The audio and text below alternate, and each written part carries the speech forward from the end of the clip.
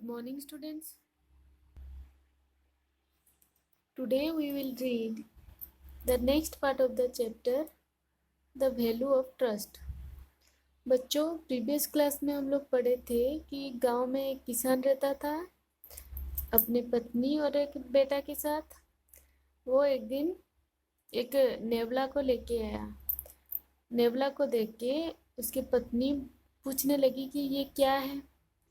तो किसान ने बताया, ये एक नेवला है, रास्ते पे पड़ा मुझे मिला, तो आज से ये हमारे साथ रहेगा।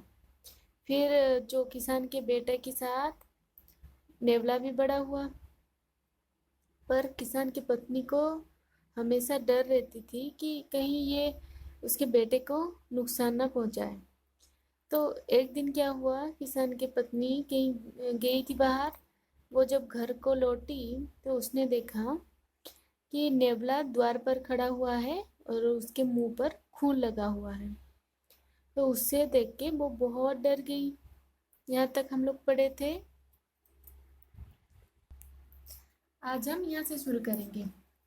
तो उसकी पत्नी नेवला को देख के इतना डर गई कि वो सोचने लगी, the mongoose has killed my son, she thought. उसने सोचा कि मंगोज नेवला मेरे किल मतलब मारना, ठीक है, मेरे बेटा को मार दिया है। तो उसने सोचा मेरे बेटा को मार दिया है नेवला ने। Wicked mongoose cried the woman loudly.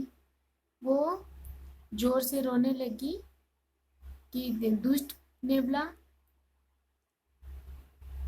You have killed my son and now you are showing me his blood. तुम मेरे बेटे को मार के मुझे उसका खून दिखा रहा है। I will kill you too, मैं तुझे भी मार दूंगा। So saying the woman took a stick and started beating the mongoose. ये बोल के उसने एक स्टिक मतलब छड़ी, एक छड़ी लाई। वो एक छड़ी लेके आई और उसको बीट मतलब मारना, उसको नेवला को मारना शुरू कर दिया। The mongoose started running here and there to hide. वो नेवला यहाँ वहाँ दौड़ रहा था छुपने के लिए। But the women pursued it and kept raining blows on its head until its body became lifeless and still.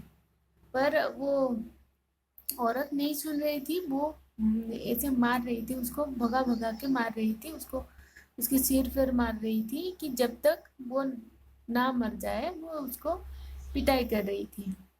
Then the woman still crying. फिर क्या हुआ, उसको मार मार के उसने मार दिया। ठीक है, नेबला को वो छड़ी से मार मार के वो औरत ने मार दिया।